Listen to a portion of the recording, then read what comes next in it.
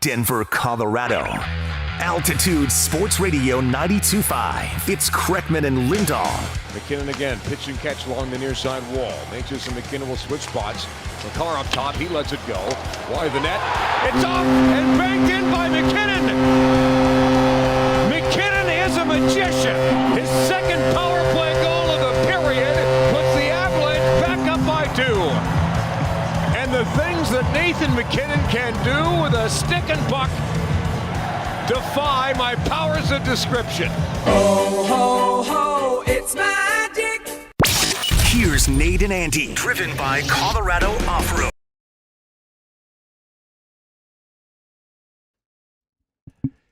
Yeah, how about that, Nathan McKinnon? Welcome into the show, everybody.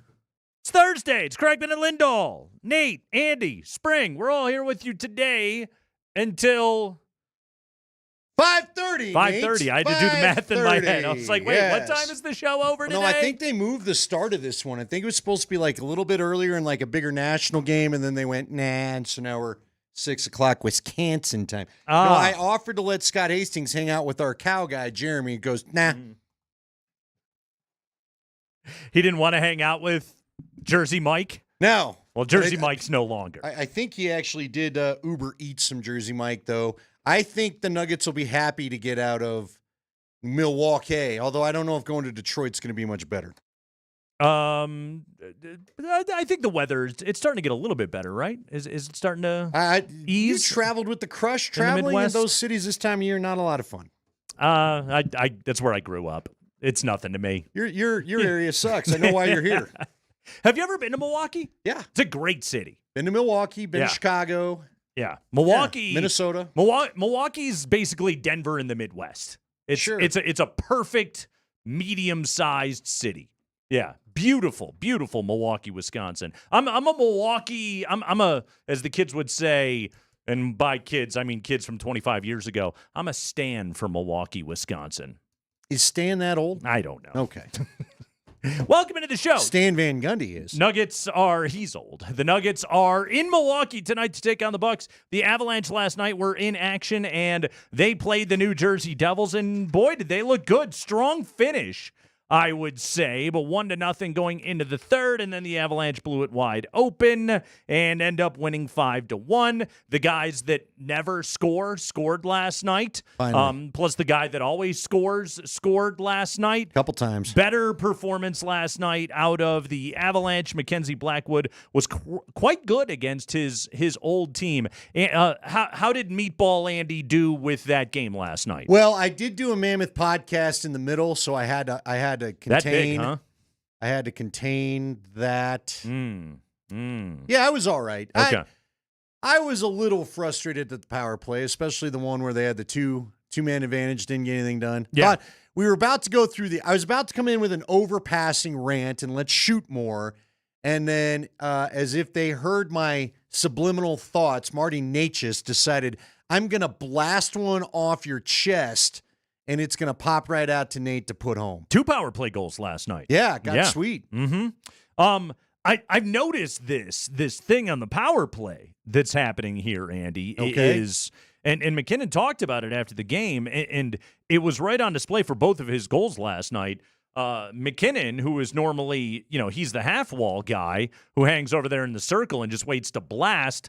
Well, Natchez can do that job as well, and those two are rotating a little bit more, and McKinnon is getting himself a little bit of space by doing that, but McKinnon's spending time in front of the net on the power play, and it has borne fruit, as they say. Yeah, it has. He definitely was great because both times he was to the side of the goal right there for the rebound. The second one was pretty ridiculous as he took it out of the air. I thought the Devil player knocked it in for a second from the back, looked at altitude, really love that that zip line cam that they're using, the sky cam. The sky cam. But look, man, guys started shooting. And I just think that this Avs team has to – it's like they finally heard Coach Bednar, who's been saying it multiple times before and after the break, they have to shoot. So you started shooting the puck, and look at that. You don't need the perfect shot, especially with some of the guys they got. I thought Val was going to pot a couple for you. He didn't, did he? He did not, but he played well. He had 5 shots on goal, second most on the team. I thought he looked pretty good.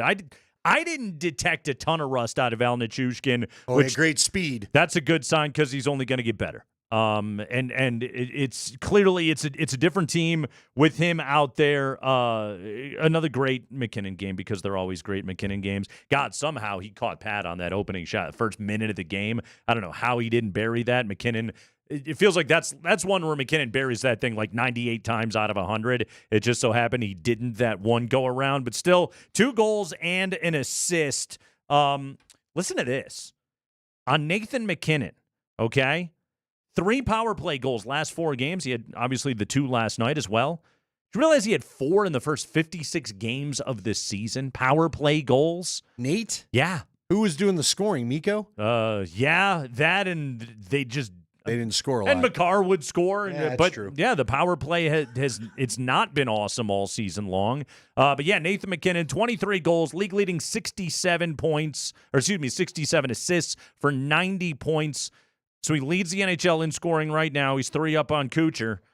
22 games away from his first career Art Ross trophy, Andy. Yeah, got that scoring lead back last night. That's good. The Art he needs Ross. to get that. Then I'm sure he'd like to add a Conn Smythe, and then I think the old cupboard is full. Do you know who he has a Lady Bing, too, doesn't he? He does, yes. Do you know who has the only Art Ross in franchise history? Hayduk. It was Peter Forsberg. Really? Peter Forsberg has the only Art Ross trophy in franchise history for leading the league in points. Do you know anything about Art Ross? His name is Arthur, although I'm not sure. Maybe he's Arturi. He's Arthur Howie Ross. Passed away August 5th, 1964. Canadian professional ice hockey player and executive from 1905 until 1954. Get a load of this. Regarded as one of the best defenders of his era by his peers, he was one of the first to skate with the puck up the ice rather than pass it to a forward. All right. Yes, so that's wild to hear. Art Ross apparently invented skating up the ice with the puck. That is one of those facts that's like when you hear the AFL is credited for creating basically the forward passing pass. Game. Yes. Like you watch modern hockey, who the hell doesn't skate with the puck up the ice? No, you know what I mean? Give it directly to the forward. I can't be touching this thing. So, what if there was a world where Cale Makar was just like, no, you guys do it? Yeah. Or Taze. It's not or quite McKinnon. as good. They couldn't have a power play that way. Yeah, not with the yo-yo thing. Quite as good. But yeah, Art Ross, he in 1947, he donated the Art Ross Trophy awarded to the leading scorer of the NHL, and he was inducted into the Hockey Hall of Fame in 1949. Art Ross facts for you. McKinnon going for the Art Ross. He is the betting favorite to get the Art Ross right now. By the way, Cale Makar, betting favorite for the Norris. McKinnon is 3rd right now in the Hart Trophy odds behind Draisaitl and Hellebuck. Okay, so do we have, I got 2 things. Do we have, first off, like a French Vince Lombardi going, you'll pass here, and then you'll pass here, and then you'll pass here, and then the man is open. And you know that old video of him, crease here, the alley? I need that video. Yeah, I don't know who it would be. You couldn't understand that guy because he didn't have any teeth. Yeah, so it was Pierre all Latuque or something like that. It was French, but it was all just like slobbered out of his mouth. Sure, with the mustache. Uh-huh. I will also ask, because I asked this at the end yesterday. Okay. Are we back in buyer mode for the Colorado Avalanche last night, or do you need to see a couple more games? No, this is good. Let's go. It's time to trade. Val's back. Time to trade. Time Try to to go. add on. Foot on the gas. Val's back. Let's do this, baby. It's white knuckle this thing to the end. Okay. Hopefully Val Nichushkin. Hopefully he's available in addition to being healthy all the way. Yes. McKinnon and Makar both at the height of their powers right now. Marty Necas is getting more comfortable with this team. Go for it. What are you doing with Middlestat? Middlestat seems to be the great conundrum. I'm hoping that he continues to score. Did you read the Athletic article about him? That was his first goal since January 16th last night? Yeah, the deep dive on the stats from Middlestat are not great. No, you would have loved this article because his counting stats are also quite bad. Yes, he's not scoring. Yeah. His defense is not good. But it said at the end of this article there still would be plenty of teams. The Athletic guesses plenty of teams would be interested in because centers are just that important. Yeah. So do you keep him around and try? It just doesn't hope that the game appears. Look, he looked like magically. he was a good fit. It felt like after the trade deadline, and he started out the season real well. We had him on the show. He was playing great. but it just feels like since maybe mid-November, Bednar, just the way he moves him around, he shoved him on the fourth line a couple times. I'm not sure Bednar's been psyched with him. I'm gonna wander back into the good things with the team, Andy. Again, you get. I'm trying to get some good radio chatter going. Team. Because I want another damn cup. I want drunk Eric Johnson back. I don't care who he plays for. Let me tell you why they can win a cup. Okay? Tell me why. I'm dead serious. This is why they can win a cup. Mackenzie Blackwood, who was great against his old team last night. He was a longtime Devil, but here's some facts for you, okay? I'm gonna give you two sets of stats here. Goalie number 1, 2.02 goals against and a .926 save percentage. Okay. Goalie number 2, 2.12 goals against, .922 save percentage. Goalie 1 and goalie 2. One is Mackenzie Blackwood, and the other one is the guy from Tampa, you're going to tell me. Nope. Goalie 1 is Connor Hellebuck, your Vezina Trophy favorite. Okay. Goalie 2 is Mackenzie Blackwood in his 23 starts for the Avalanche. Mackenzie Blackwood, since he has been with the Avs, is basically Connor Hellebuck. Wow. That's a bold statement. I like it. I like it. Again, like his numbers are fractions lower than what the best goaltender in the NHL, who is right now second in the Hart Trophy race and the overwhelming favorite to win the Vezina, that Blackwood has been that guy. I know, Hellebuck, his sample size is larger because we're talking about what Blackwood has been since he's been with Colorado, but you are getting Vezina Trophy quality goaltending right now from Mackenzie Blackwood since he has been a member of this team. That's what I'm telling you. That's why this team can win a Stanley Cup. Okay, I like it. Promo material, Spring. But when you want to know, look, you've already got 2 that are 40 seconds long. I don't know that I'm on the show with a few we got running, but we can add that one too. But let me ask you this. I thought he played really, really well against both St. Louis and Nashville. You went 0-2. Mm-hmm. So again, you need to trade. Are you upset? I know you want it all kumbaya. You want me, everything's great. Let's just get on the train and roll. But no, you need to add a couple pieces to make sure you can actually score so the goaltending holds up. No joy in that dark black heart, is there? What did they lose? 2-1 to Nashville? 2-1. 2-1. It's right after the Four Nations. It's all good. By the way, can we just point out really quickly that I dropped half wall and net before talking about power play positioning, and you just blasted right past it, okay? On the text line, please give Nate his flowers, 303-504-0925. Yes. Perfect, great. You could be hockey play-by-play with those terms. I was dropping the lingo right there, okay? That's what happens when I adopt Canada in the Four Nations, is suddenly I start dropping terms like that, and people don't know what to do when they're getting this much hockey knowledge out of the old NK over here. That's right. Really ripped the biscuit. Yeah, you were part of the 9.5 million that watched that sucker. I was. And that's good. Half and wall, it's folks. Now it's great. I love it. Yeah, Nate's just good on the half wall. That's why McKinnon can go to the net. I told you I made us a couple somehow on Instagram accidentally because I was praising a Ballyhoo song, and then they reposted it to their story. And you don't know that you and I do a radio show. It sounds like you and I have a special Ballyhoo song, so I apologize to Abby. There's all kinds of different partners in the world, Andy. That's all you need to know. They do have a great new song. We have a keyword for you. We've got a great new keyword for you. No, we doing one now? To win Avalanche tickets. I'll tell you what that is when we return on the Kreckman and Lindahl Show.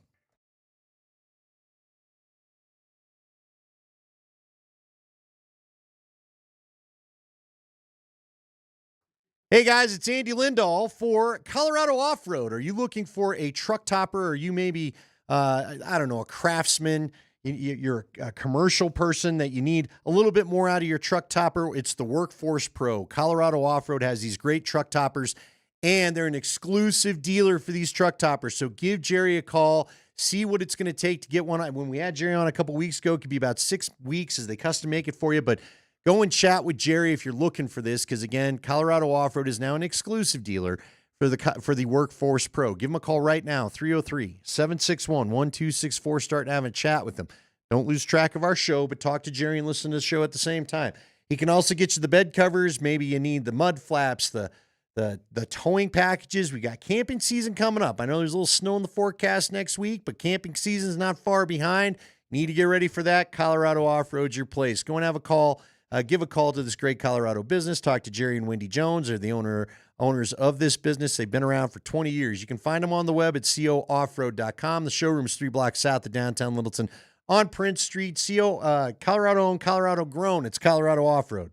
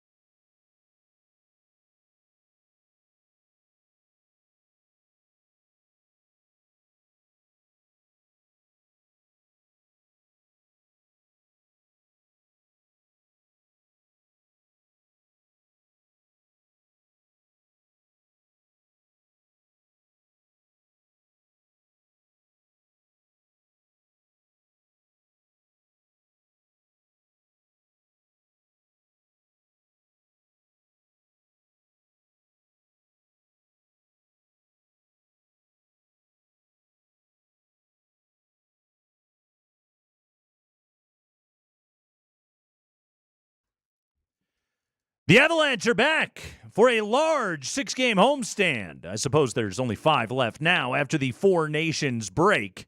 6-game homestand, 5 left, 4 Nations break. Everybody got that? They need you to pack Ball Arena as they take on the Wild, the Penguins, the Maple Leafs, and more. You can get your tickets now at coloradoavalanche.com/tickets. But right now, we are giving you a chance to win a pair of tickets for the Pittsburgh game on Tuesday. Yes, the Penguins are in town on Tuesday. In order to qualify to win, we're going to give away a pair of tickets at the end of the show today. Which is a little earlier than usual. A little earlier than usual. Nuggets are in Milwaukee, taking on the Bucks tonight. Text the keyword Budai. Text the keyword Budai, as in Peter. Former Avalanche goaltender Peter Budai, along with your first and last name to 303-504-0925. You do have to spell the name correctly. 303-504-0925. That's Budai, along with your first and last name to 303-504-0925. Good luck, and go Avalanche. Everybody got that? Good. Peter Budai, by the way, born in Czechoslovakia, which, as I learned last week with spring, is now known as Czechia. Really? Czechia. We got away from Czech Republic to go with Czechia. Okay. Yeah. I guess this happened Was there a panel? in like 2016, and I just caught wind of it last week. Wasn't up on this. I'm with you. I didn't know. Peter, of the guys you've covered, when did you get to town? You've covered quite a few Avs goalies, right? I certainly covered Peter Budai, yes. So I thought Peter Budai might be the guy. I thought Abisher had a shot to be the guy. And then Varlamov, I thought, would be the guy. But thought could be the guy. You know what's funny? We hyper-focus on quarterbacks, but the Avs have been looking for a goalie for quite a bit of time since Waugh left. Varley is statistically the next best goalie in the Colorado portion of the franchise. Yeah. Which is not it's not to say Varlamov wasn't good. It's just it's not ideal. By games played, Budai third after Waugh and Varlamov in an Avalanche sweater, 242 for the great Peter Budai, or the okay Peter Budai. Kind of giving him the Rockies legend Preston Wilson treatment a little bit right there. I also had hopes. Wasn't it Jocelyn Thibault? Remember him being here? The old, I think that was the old Montreal Canadien. I think you're thinking of Jose Theodore, thank you. Jose Theodore. Who was Thibault? I think he was here too. And it doesn't matter. It really doesn't. They didn't win much with whoever was in there for quite some time. Hey, maybe Mackenzie Blackwood's going to be this guy. I hope so. I hope he's the one that locks it down. I don't know if you heard last segment, Andy. Yeah, those are some pretty good stats. Give it again. Vezina quality goaltending. This is since slipping on the burgundy and blue of the Colorado Avalanche. Mackenzie Blackwood, 2.12 goals against, .922 save percentage. Your Vezina favorite, Connor Hellebuck of the Winnipeg Jets, 2.02 goals against, .926 save percentage. Meaning Blackwood is virtually playing the same quality of goal as Connor Hellebuck is. Well, I hope it continues. We are going to get gonna have to. We're going to get some trade possibilities coming up on Monday with one of our NHL insiders. What's his first name? Remember, it's McCarthy. Dave McCarthy. I cannot wait. Spring, who did he sound like? This is a guy that Connor McGahey hooked us up with. He's kind of got a chill bro vibe to him, though. I'm excited for Nate to hear him. I think Nate's going to get a big kick out of this. I like a chill bro. Yeah, he's out of Toronto. We'll get some deep state knowledge, I hope, on what the Avs could possibly be doing. All right, I'm going to throw you out the old classic either or. You all right with that? Let's do it. Courtesy of the Combine today. So Travis Hunter spoke at the Combine today. Did we get word? Am I the only one? I thought he was going to go work out, then we find out he's not working out. It feels like anybody that thinks their first-round materials decided, I ain't working out. Yeah. So no, they're there for interviews and medicals. And that's it. And they're if you are good, there's nothing to be gained by working out. Yeah, at the Combine. You will not time me here. Yeah. And the medicals, I think you are right, man. It's finding out what was going on with Carter. A foot thing now? He may have to have foot surgery.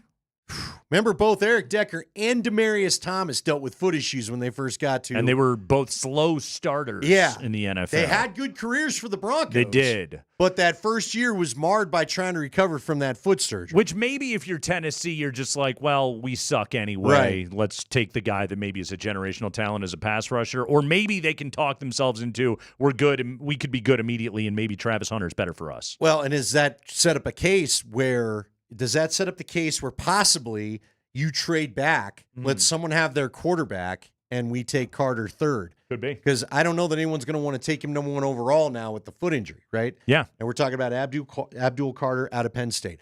All right, so Travis Hunter decided to put the theory out there today. Okay. What is harder to play both sides of the ball in? Now, it's two ways in baseball. But Travis said, because he was talking about Shohei Ohtani, that you have to do a lot more stuff in football than baseball to both play. Like, again, Ohtani's both a pitcher and an everyday player. So Ohtani, he's a great player, but you got to do a lot in football. What is tougher to do? Play both sides of the ball in the NFL, or to both be an everyday player in baseball along with being a pitcher? It's a great question.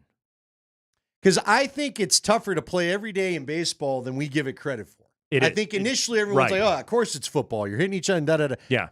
There's no doubt about that. But this guy's going through the lineup. He's hitting every day. You got to pitch every fifth day. Yeah. Has anybody, it'd be really cool if you were just so good that I play outfield defensively when I'm not pitching. No one's like pulled that off yet, have they? No, that's an extremely unnecessary injury risk to take with a pitcher. Who we know from watching the Rockies low over the years. You hang on to those guys like grim death. Wow. Okay, so on the surface, when you first hear that quote, okay, you got to do a lot in football. Everybody leans football.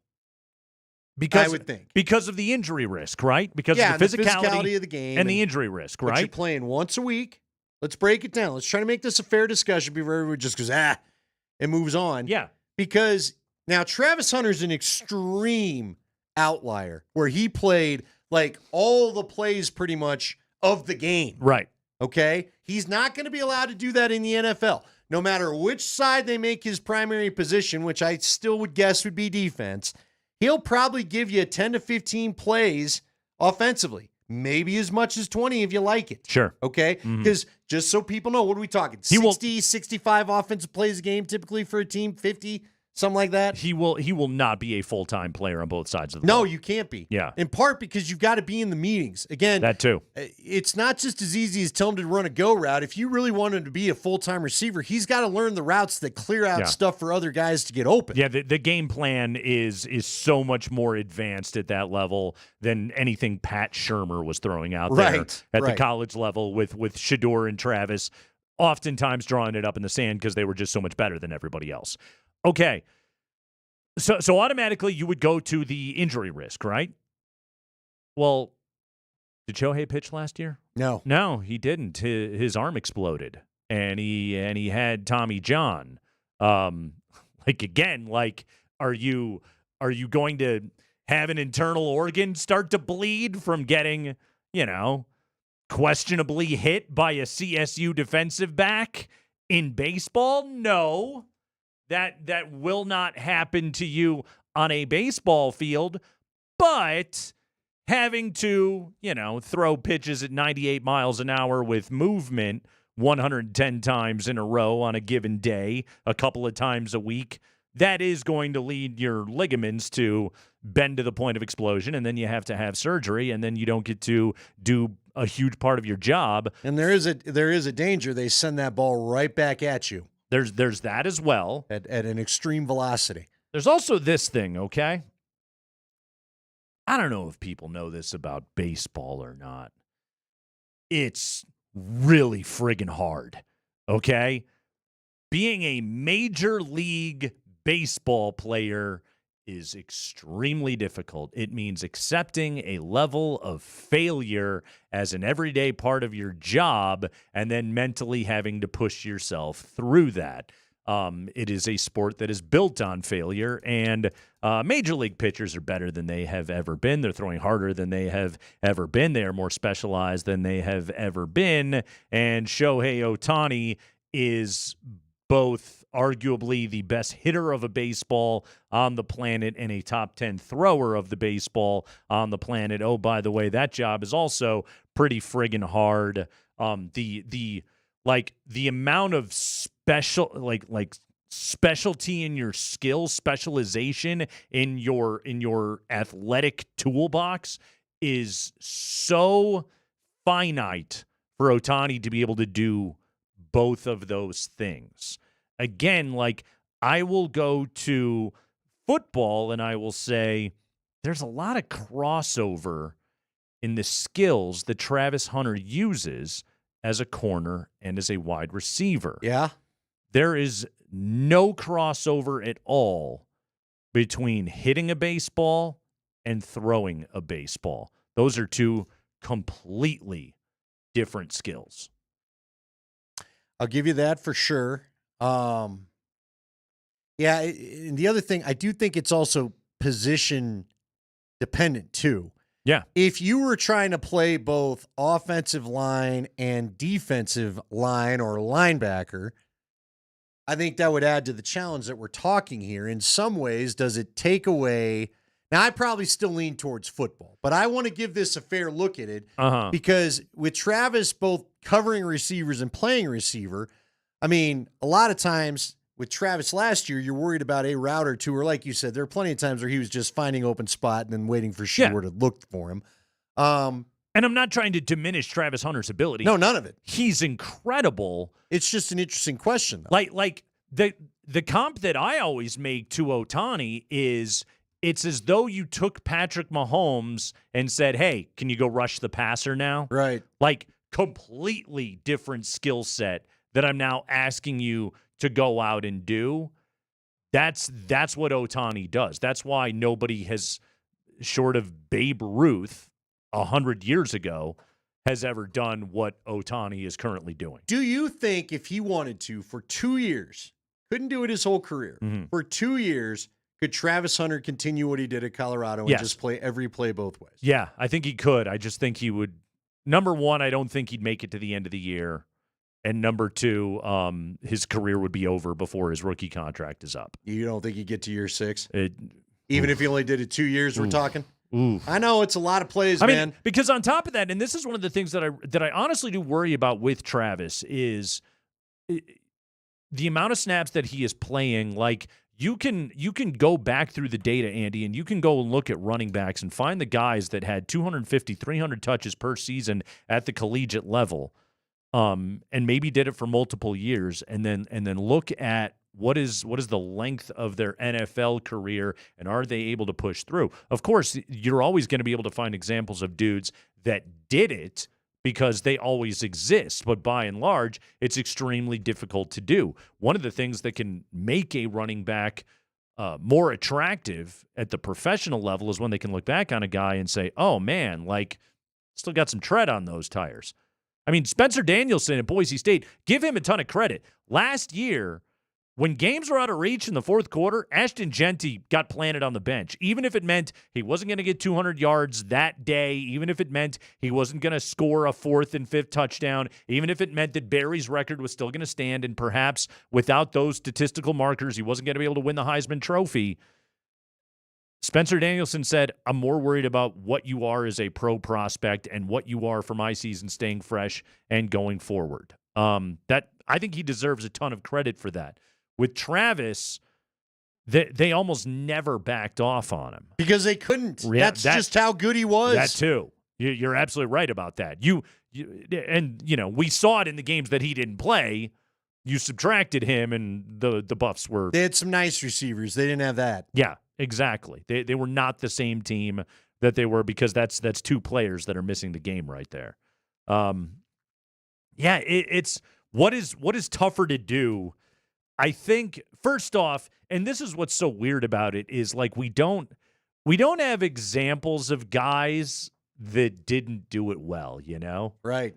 Right. You know what I'm saying? Like even Brian Jordan didn't play both ways. He played two sports. Right. But like, what if I don't know, what if they were just like, hey, Vlad Guerrero, okay, you got a cannon for an arm. Let's put you in as a closer, or let's use you in middle innings or something like that. And then he had like a 5-something ERA, but he could get like, we don't have an example of guys that were just fine at it. The only guys that are allowed to do what these guys are doing are the best of the best. No, and it's funny because anytime you use a position player to go in there, they're not taking a great hitter either because they don't want to put you in harm's way. Right. They don't want you in danger of having that thing come back at you and you don't react. Yeah.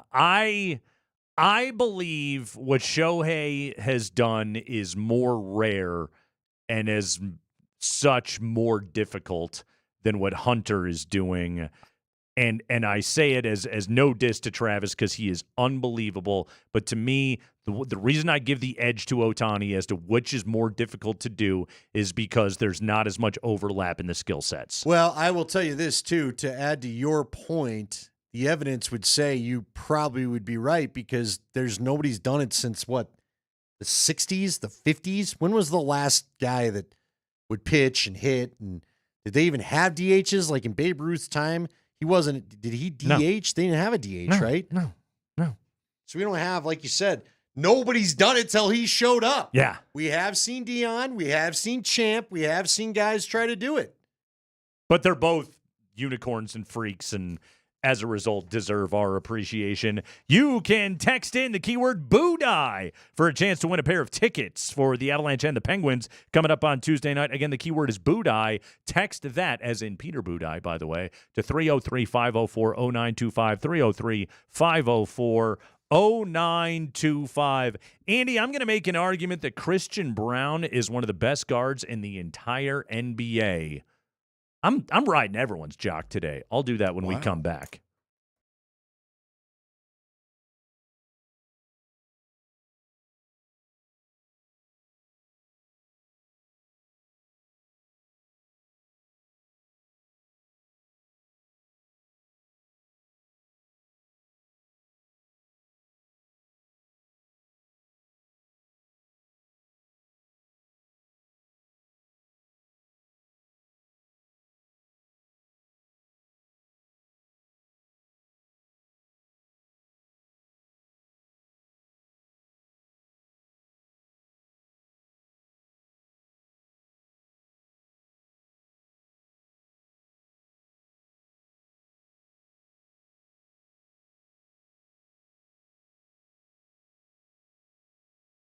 Hey, it's Nate Kreckman for Roller Auction. We have got a great auction on deck at Roller Auction. You can check out all the auctions that they have available, all upcoming auctions at roller.bid. Again, the website is roller.bid. Go ahead and bookmark that right now because you can go digging through. But we have got some great stuff coming up on the Larkspur Outlet Auction, which will open on March the 6th. Bidding now on home improvement supplies, lumber, appliances, and more. March 6th, appliances, lumber, home building supplies, shower panels, grills, fireplace inserts, oak barrels, lighting, and much, much more. Great washer-dryer combination, some outstanding furniture. I like this gas range top that I'm taking a look at right now. Some great deals are available to you right now at roller.bid. That is roller.bid. Go and check it out right now. You can bid on this right now. This is the Larkspur Outlet Auction. Bidding is now available again at roller.bid. Get in and check it out. Kitchen and bath supplies, construction supplies, and much, much more. Go to roller.bid right now. Roller Auction, the Larkspur Outlet Home Goods Auction.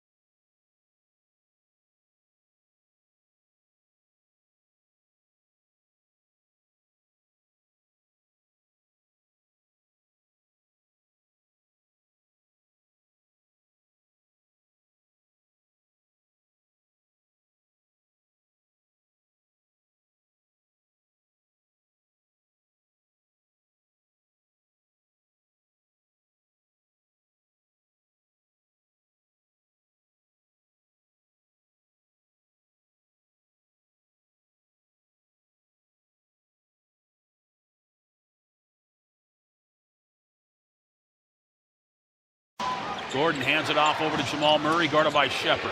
Over halfway home in the fourth quarter. Now Jokic inside the arc. Behind him is Jamal Murray. Murray goes to the left hand. He's at the baseline in the paint. Christian layup good.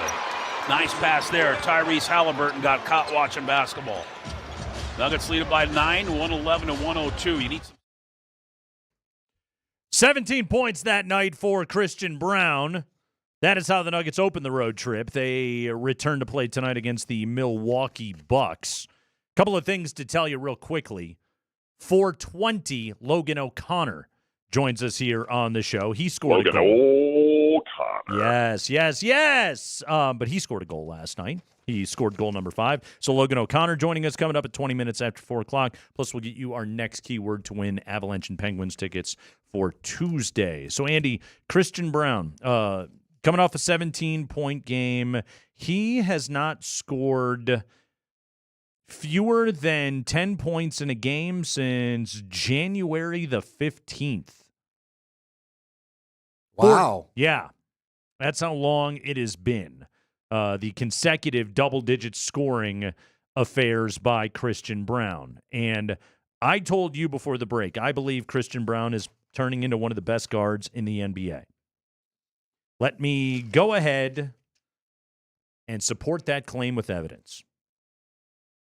Christian Brown, first 45 games of the season, all as a starter, right? First 45 games of the season, all as a starter.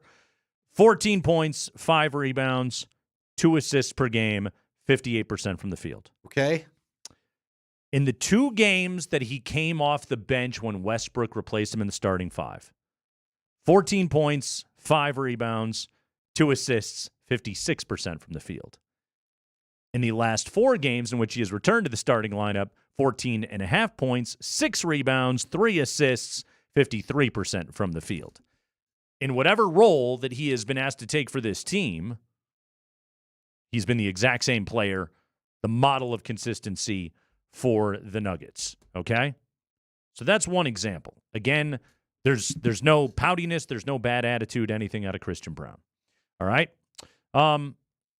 Fast break scoring per game in the NBA. Fast break scoring. I'd say that's one of Christian Brown's specialties, right? Number 1 in the league, guy they'll see tonight, Giannis, 5.3 fast break points per game.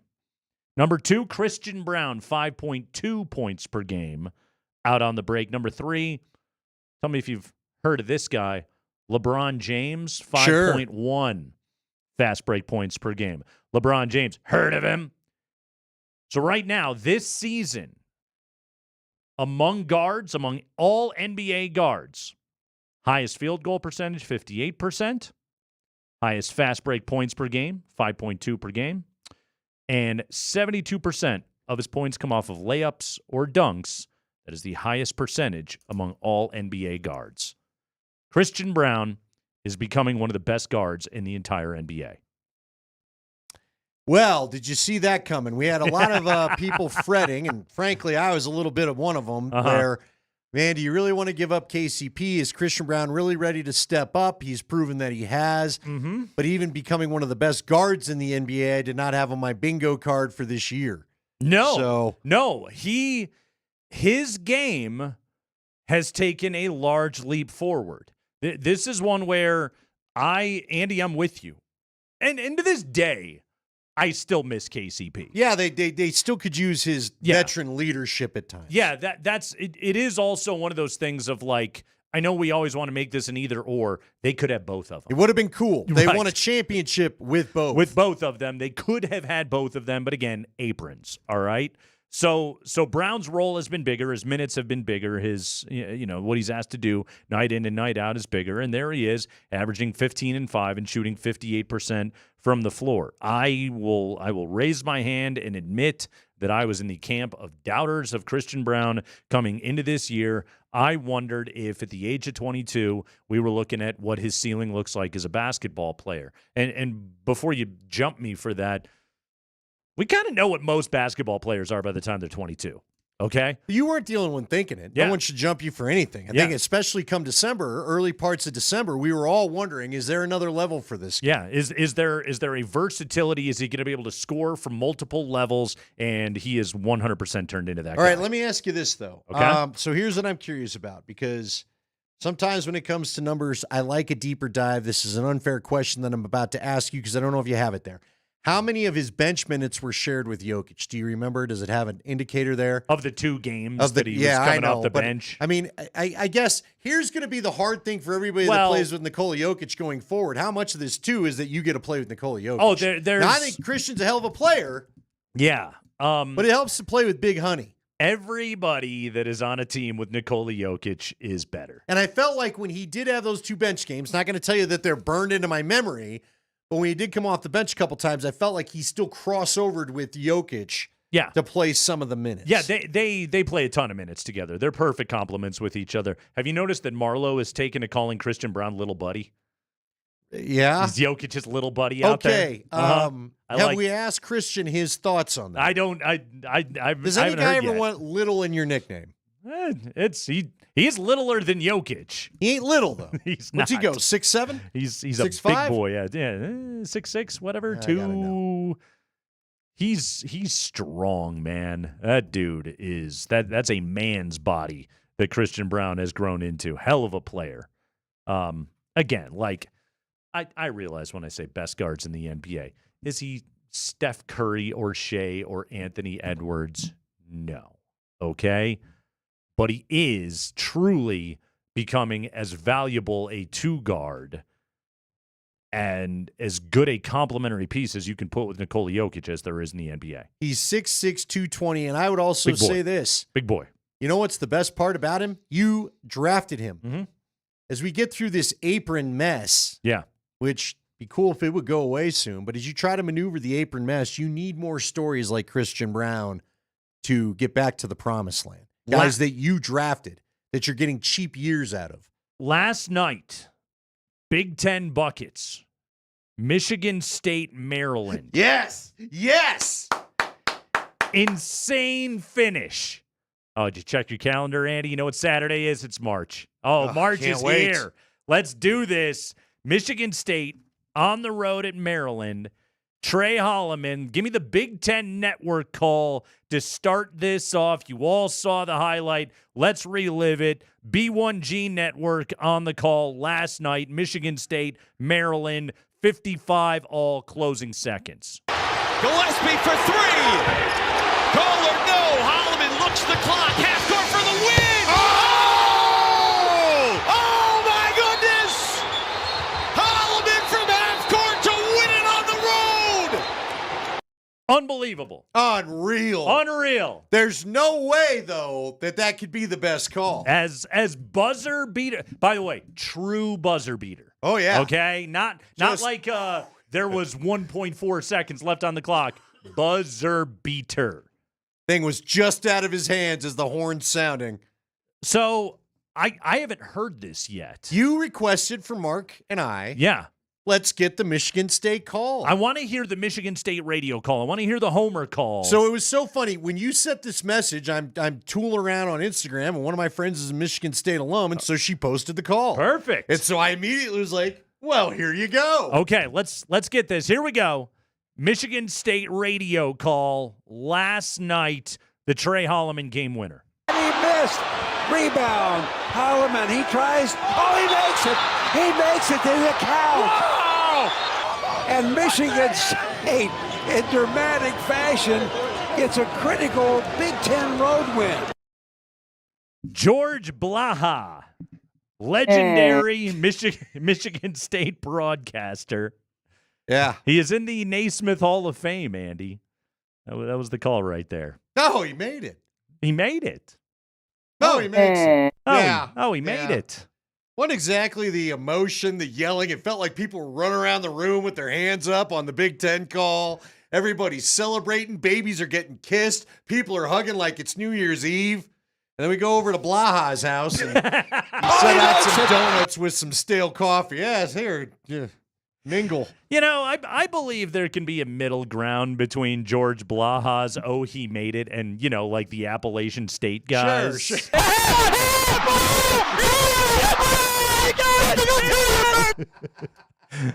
Or That's still the best. Or soccer guy. Who was the soccer guy? Was it ACC Network or whatever it was? This is uncomfortable. Soccer guy, that's a violation. That was too much. Too much. Uh-huh. Oh, he made it. Oh, he makes it. Maybe just a little bit more, my guy. Mm-hmm. Yeah. Hey, hold on. Just real quick. Just real quick. I gotta hear Appalachian State compared to Michigan State. Just gotta hear it. Let's see what. My speakers are.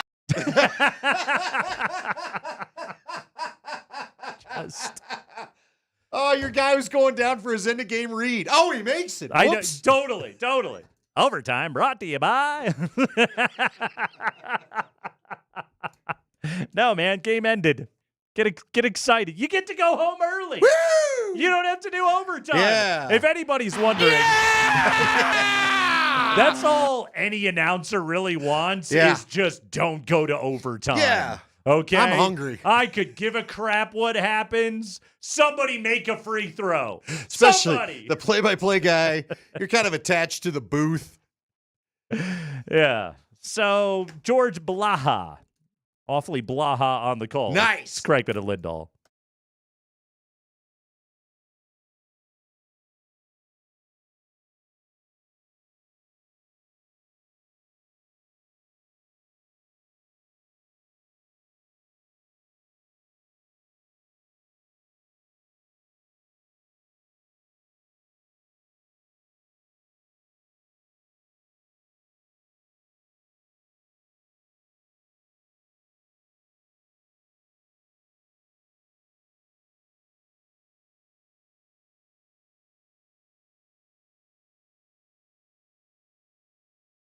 Hey guys, Andy Lindahl for the Rocky Mountain Men's Clinic. Let's get right to it. How are you feeling lately? How's the energy levels? How's your sleep been?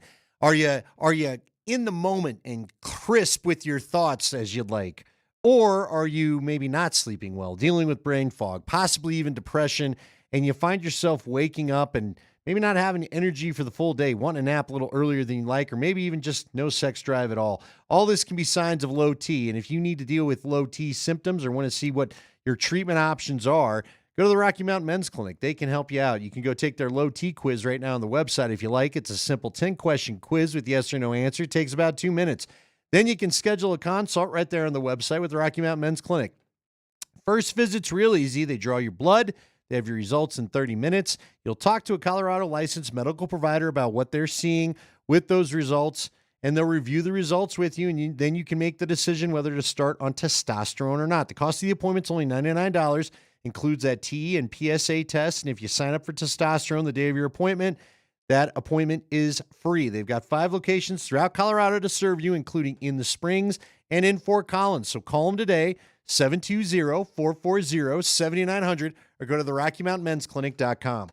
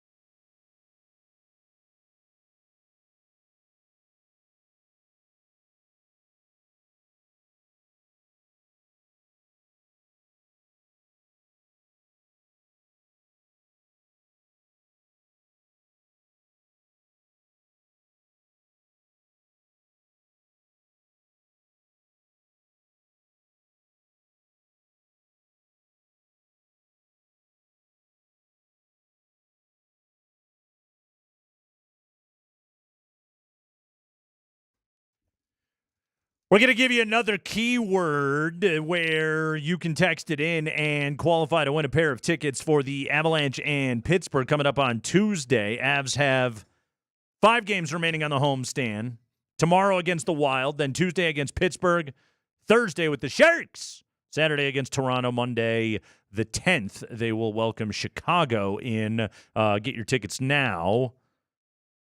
ColoradoAvalanche.com, all that good stuff. You know where to get Avs tickets. I think. Yeah.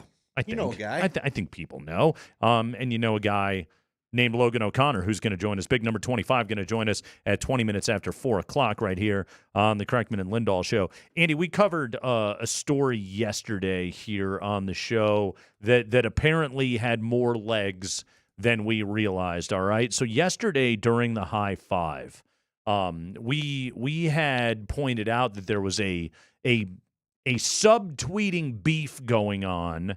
Oh, yes. Between a couple of NFL scoopsters.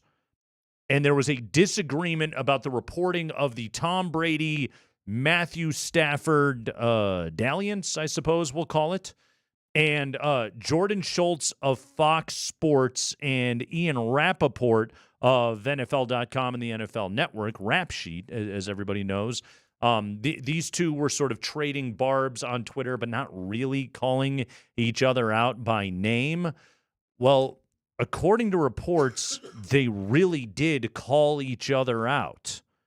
One of them was more aggressive than the other. According to Mike Florio, Pro Football Talk, which is NBC. Yet another scoopster. Yeah. Per multiple sources who witnessed the interaction, Jordan Schultz of Fox and Ian Rappaport of NFL Media engaged in a verbal altercation Wednesday afternoon at the Starbucks at the JW Marriott in Indianapolis. Schultz, we're told, accosted Rappaport. Accosted, yes. Andy. The incident was initially tweeted sort of veiled, in a veiled manner by PFT commenter.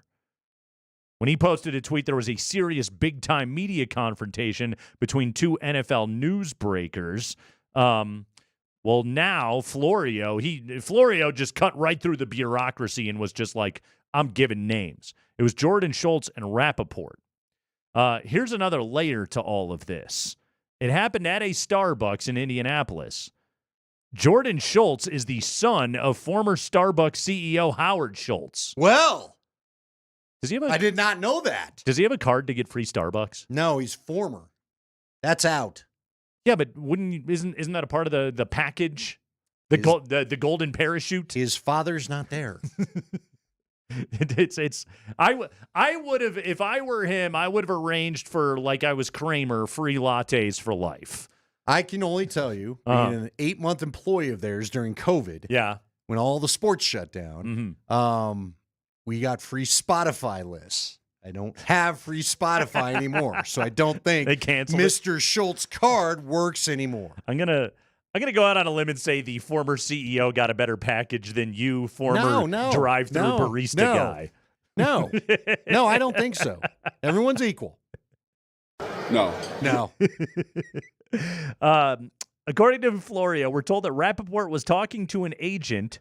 Schultz approached Rappaport and said, quote, "We need to talk," or specific words to that effect. Rappaport replied, we're told, "We don't need to talk." Ooh, good comeback. Or specific words to that effect. Schultz then made accusations about Rappaport, we're told. Rappaport, we're told, regards the accusations as unfounded. The two men were essentially face-to-face. Well, as best they could be. I think there's a size difference here. Schultz said, quote, "If you have anything to say it to me, say it to my bleeping face. If this continues, we're going to have a bleeping problem." As noted below, Schultz does not recall using profanity. Rappaport then asked Schultz to step back. Quote, "If this happens again, we're going to have bleeping problems," Schultz said, or specific words to that effect. "Now I'll step back." The incident was reported to NFL security. Yes. To which they said, "We don't care." Yeah, what do you want us to do about it? We're not in the Starbucks, bro. Although I suppose Rappaport does work for the NFL. NFL security has taken statements from multiple witnesses. Somebody had to have had a phone out. There's a phone out. Oh, there's no doubt. You're right. Now, I know who Rappaport is. I couldn't pick out Jordan Schultz, not to take a side. But no. I don't think, But he's increasingly become more of a scoopster on Twitter. Yes. He's probably moving up to take the Jay Glazer spot when they're done with Jay. I do wish like Peter King or Schefter was in the background just being like, World Star! Well, hey, did you see Schefter's tweet? No. Tweeted out the cup of his Starbucks and he just said head on a swivel.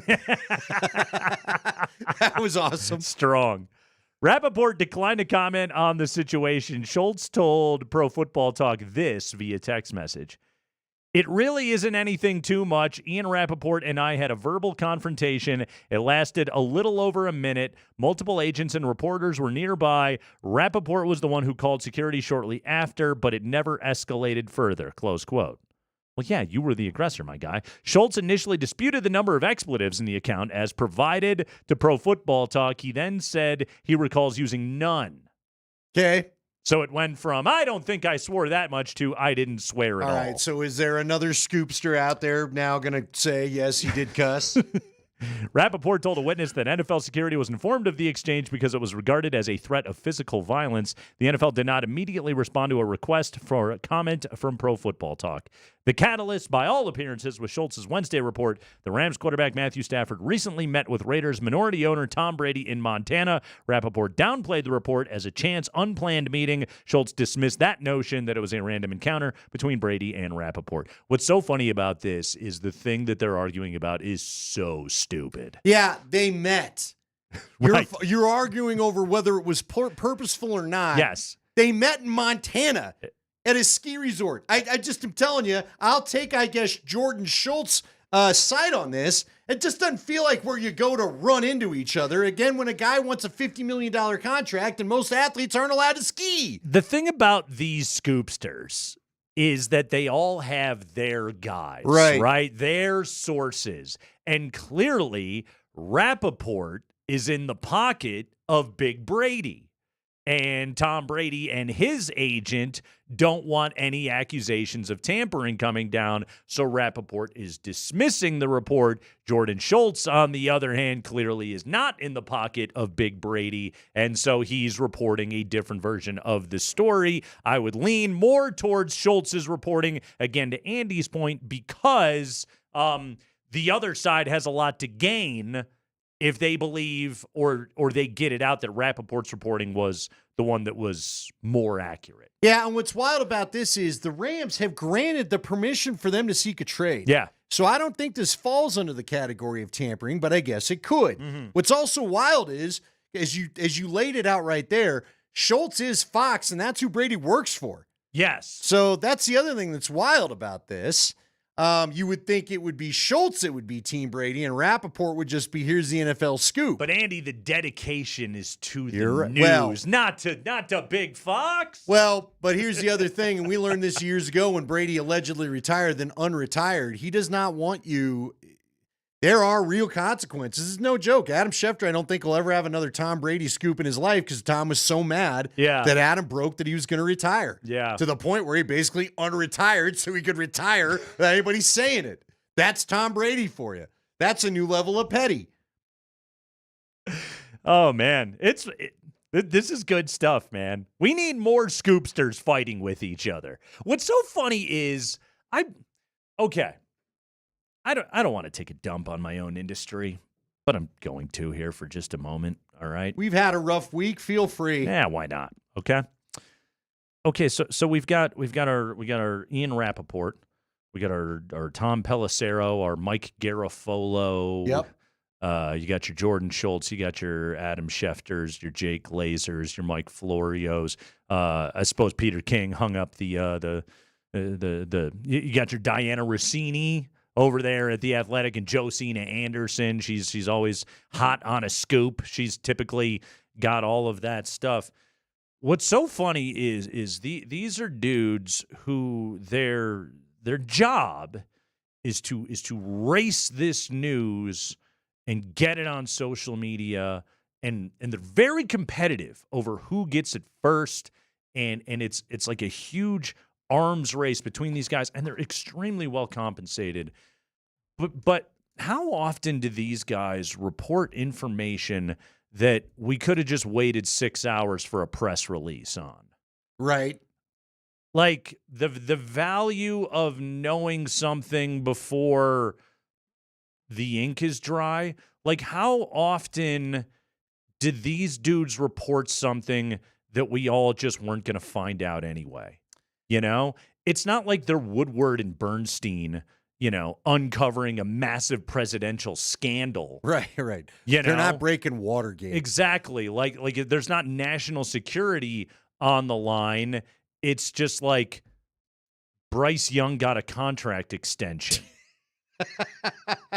Hey, the Raiders may trade for Matthew Stafford, something that's already been reported ad nauseum, and they met. And I'm just as guilty as anybody else. We all are. I follow all these dudes. Yeah, we all are. We need the scoops. We talk about the scoops, all of that stuff. But also, like, it is this hyper-focused, massively aggressive, again, to the point where these guys are going to rumble with each other. And these dudes are ultra-competitive with one another. And I posit this. If they didn't exist at all, I don't know if there would be any difference in the way that I consume sports.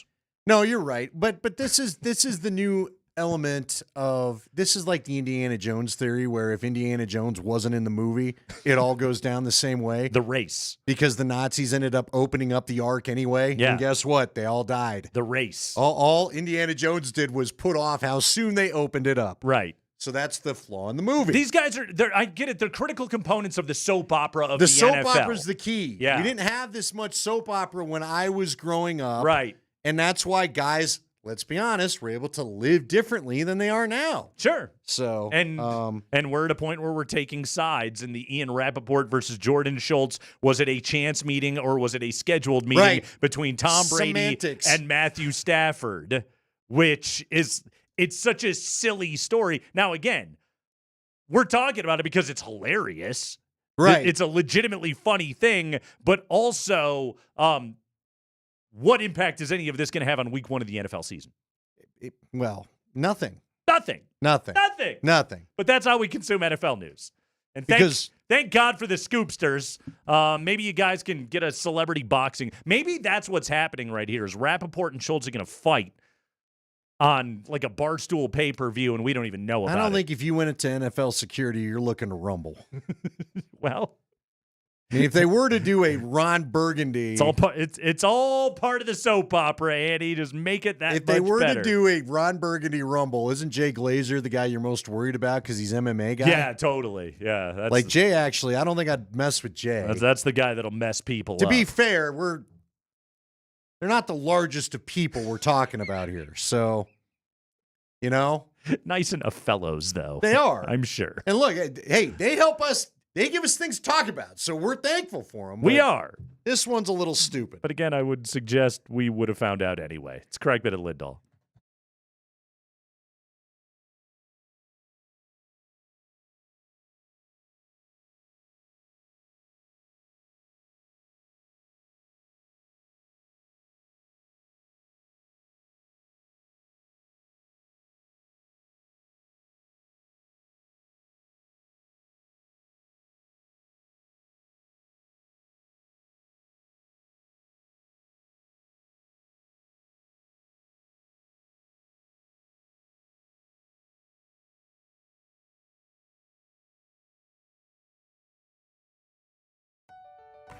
Logan O'Connor is going to join us at the end of this commercial break, right after I tell you all about my friends over there at Apple Air. You do need Apple Air. They are one of the last family-owned and operated HVAC companies in Colorado. And as you know, you have got to have your heating and cooling system firing on all cylinders, literally on all cylinders. In fact, it is that time of year to start thinking about your cooling system. You can get Apple Air out to your house for a furnace safety checkup right now for just $43.95. Normally $188. This deal ensures your system is running safely and efficiently so you can stay warm all season long. Get them out to check out your cooling system as well. Don't wait. Call Apple Air today, 303-733-2813, or visit AppleAir.com. They're family-owned and operated. You get a ton of value with Apple Air. They care about your comfort, and they care about the efficiency of your heating and cooling system. Go to AppleAir.com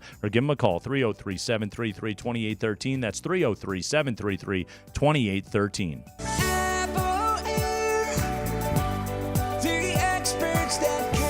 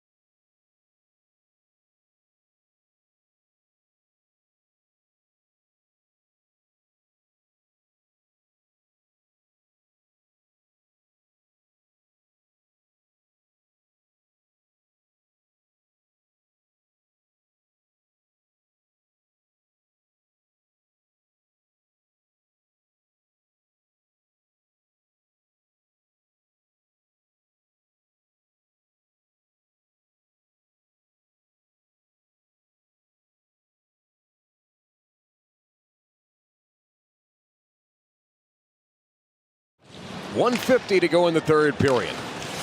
Avs have it again. Miles Wood down the near side boards. He cuts to the middle, leaves it for Parker Kelly. Thinking about a shot. Backdoor tipped in, and they score! OC's playing, baby! Oh, good to get that one last night. Avalanche win it 5-1. Goal number 5 scored right there by big number 25, Logan O'Connor. Driving to the net. Beautiful pass by Parker Kelly. Logan O'Connor joins us right now here on the Kreckman and Lindahl show. OC, welcome back to the program. How are you, sir? Yeah, good, thanks. How you guys doing? We're doing quite well. First goal since the 16th of January for you. Logan, you've been a professional ice hockey player and a high-level hockey player for a long time. You know this thing goes in ebbs and flows, but how good did that one feel last night to see that thing hit the back of the net? For sure. Anytime you get sort of an extended goal drought, it's never fun. So just trying to work your way through it in different ways. Been playing this game a long time, so definitely not the first time and won't be the last, but it's nice to get that one last night for sure. Logan, how wild is the last, month and a half been? Maybe we'll just go back to the beginning of the year. You guys have had your ups and downs. You were on a heck of a run, it felt like, right as the Four Nations thing came, and then you had to take a couple weeks off. Now you're back to it. How weird has the schedule been? For sure. It's been a little crazy this year just with that elongated break. I think going into that, we were playing really well. We went 4-1 into that break, and we didn't really want the break to come, to be honest, just because we felt like we were building in a really good direction. But obviously it happened, and our guys went to play Four Nations, represented us well, winning the Four Nations for those three Canadians. And then we came back and had a bit of a slow start post-break. So having that one last night at home to start a big homestand was massive for us. Talking to Logan O'Connor, Avalanche win it 5-1 last night. You want to text the keyword Abisher to 303-504-0925. That's Abisher, as in former Avalanche goaltender David Abisher, and you can qualify to win a pair of tickets to see the Avalanche and the Pittsburgh Penguins coming up here on Tuesday. Logan, you've been here for a long time. You're a Stanley Cup champion. You're kind of one of the key pieces, core pieces of this Avalanche team. There's been a lot of shakeup this season. There was the goaltending shuffle that happened, and then obviously the earth-moving trade of Rantanen and bringing in Natchez and Drury. What has it been like to watch the team and the locker room and everything else sort of go through those transitions? And those are some pretty big ones right here, like during a season. For sure. Obviously, lots of moving parts.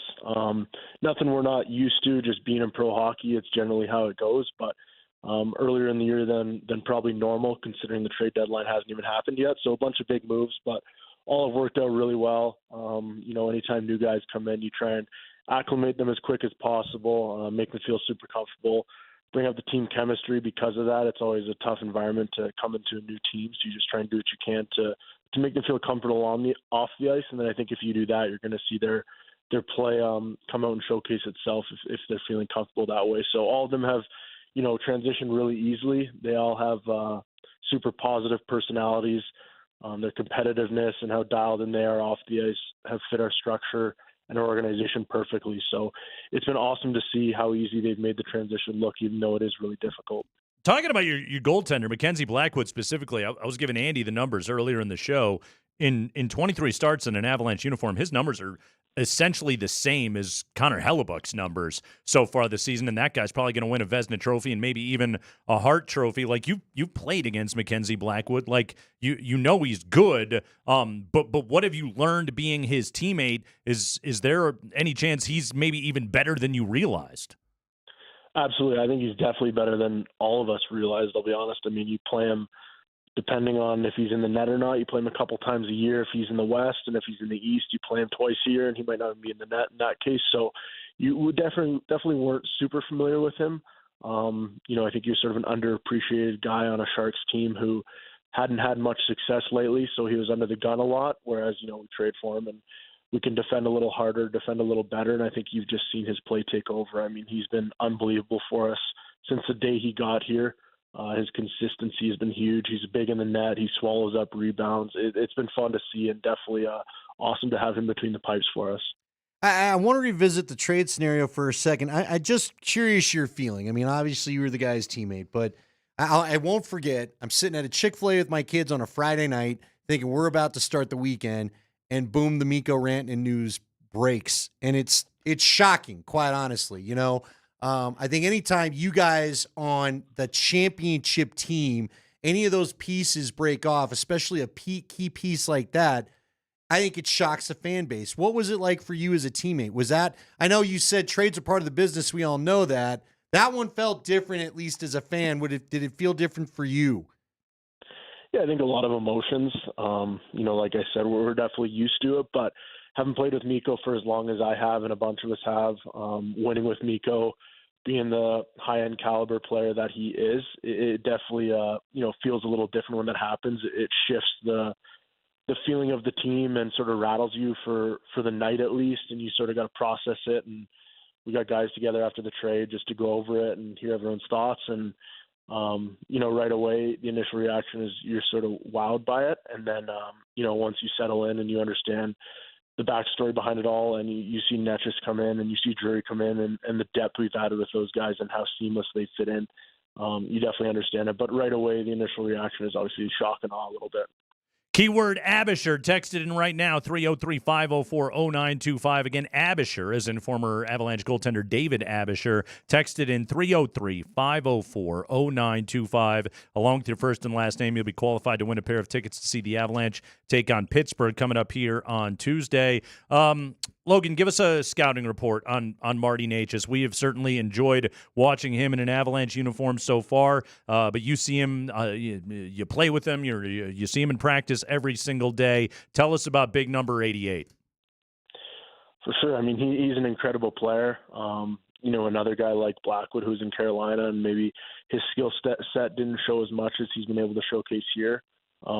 He's able to carry the puck in the zone better than maybe anyone I've ever seen, to be honest. Just the ability to zone entry is pretty remarkable, and his speed is first class. So having him with Nate has been special to watch. Often on the ice with Kale and Taser, you're just seeing more and more of that offense and confidence shine. On the power play, it's been different having two righties sort of working the goal line and half wall with him and Nate. So it's been a nice change up for those guys, and you've definitely seen the success that he's had so far, and I'm sure he's going to continue to do that as he builds confidence and more chemistry as things go on here. What did you think of, by the way, a couple of power play goals last night from McKinnon, but both situations he was at the net with Necas back at the half wall. What do you think about the chemistry those two are developing?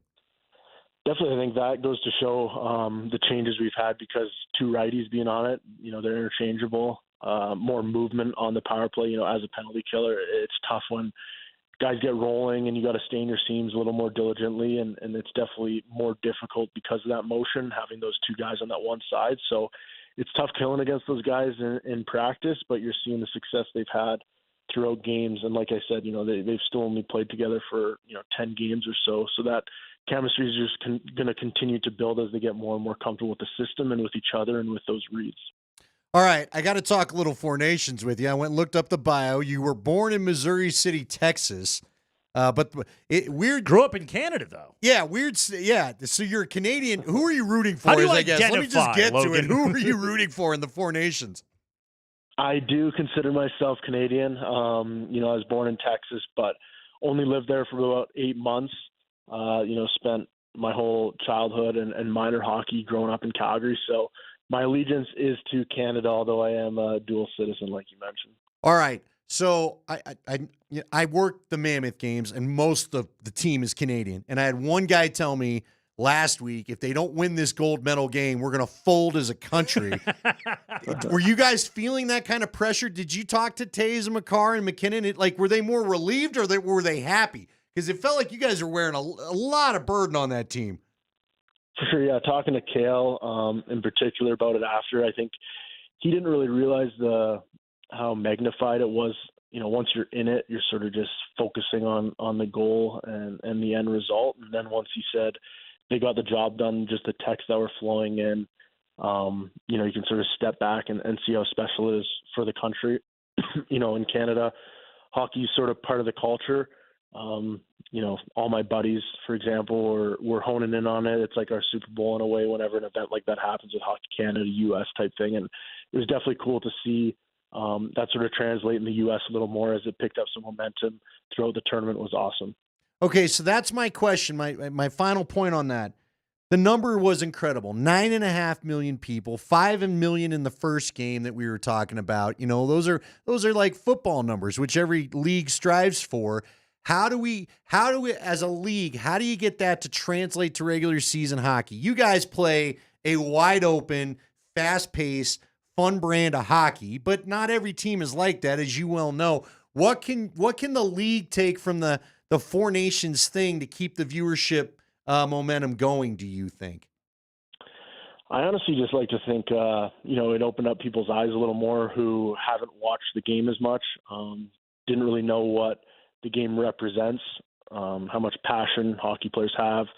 Although it was sort of, people are calling it an all-star type weekend, the passion and competitiveness that the players played with to represent their countries sort of showed firsthand. And for us as players, we try and leave it all out there every chance we get. I think that's the special thing about hockey is culture is everything, and you're going out there for your teammates, the fans, the city, just to try and do the best you can. And as the season goes on, I think you're going to see the intensity ramp up with playoffs, and then playoff hockey, I think it's hard for anyone to take their eyes off the screen, in my biased opinion. So hopefully we can grab more fans throughout this run that we gain momentum from the Four Nations. What did you feel like you were a fan? Because when Avalanche fans watch you guys play a playoff game, like you said, it's squeaky bum time. Like everybody is just glued to the television. Did you feel that way watching that Four Nations final between Canada and the U.S. going to overtime? Definitely, yeah. Even throughout the whole tournament, just having teammates on Team Canada, knowing all my other friends and teammates are watching, seeing Mikko and Lecky out there, a former teammate, and obviously Lecky a teammate, and then just seeing the momentum the tournament gained throughout, having a little bit more in the fight with the teammates and, back in Canada. So it was awesome to see. I mean, the game was exhilarating from start to finish. Once you got into overtime, you almost didn't want it to end in a way, but it was remarkable what those players put on for the league, and I'm glad it got the eyeballs it did. All right, so be honest with us right here. What's more nerve-wracking for you, Canada in the Four Nations or any major international tournament, or the DU Pioneers in a Frozen Four? Which one gets you more worked up? Oof, that is a tricky question. I'd say DU maybe, just because I've lived through those experiences. So still have really close connections with the program. If it wasn't for them, I wouldn't be to where I am today. So that is a close one. I'll give you that. But yeah, probably DU, just knowing that I lived through that as well and sort of can take something from that. There's so many of you guys, by the way, so many Pios in the NHL. What are those interactions like? Like even maybe guys that weren't necessarily teammates of yours, but a part of the program. And I know a lot of you guys work out in the summer. When you run into fellow Pios around the NHL, what are those nights like? Definitely, yeah. You try and say something on the ice. It's not exactly something I tend to do, but with the DU guys, it can be a little different, just hey, how are you? Little things like that, little chirps here and there.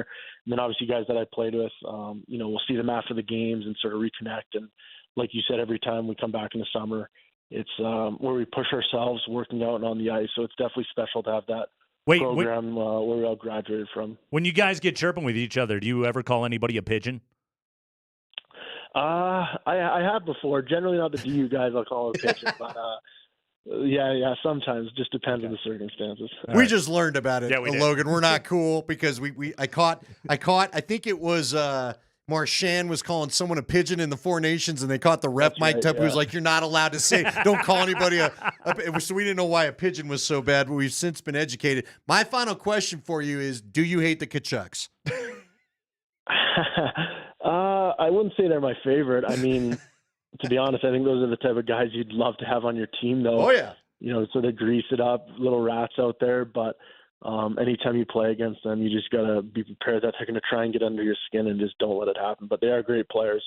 All right, Logan O'Connor, we got 5 games left on this homestand, starting tomorrow night against Minnesota. We got Pittsburgh, San Jose, Toronto, and Chicago. Can I make one request of you before this homestand is over?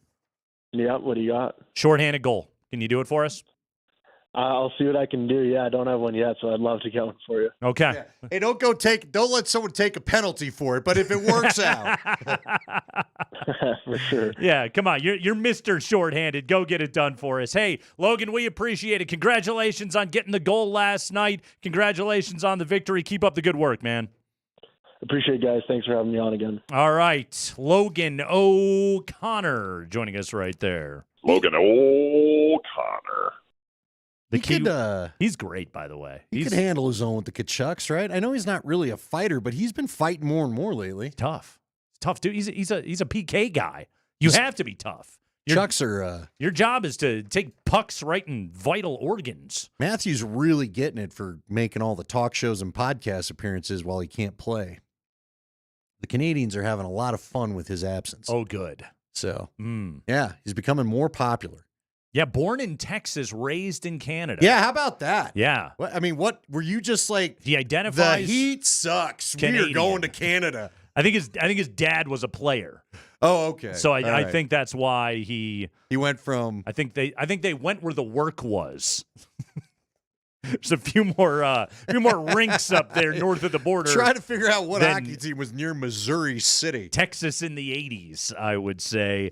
Yes, the Avalanche, they are back, and the homestand is going right now. You need to text the keyword Abisher. Abisher to 303-504-0925. Abisher is the keyword, as in former Avalanche goaltender David Abisher. Text it in, 303-504-0925, and you will qualify to win a pair of tickets for the Avalanche and Pittsburgh coming up on Tuesday. We will announce the winner of those tickets before the show is over at 5:20. Is that correct, Spring? Yes, 5:20. 5:20. By the way, Andy, I was there the night that David Abisher got into a fight with Philip Sauvé of the Flames. Okay. It wasn't a very good fight, but it was a fight.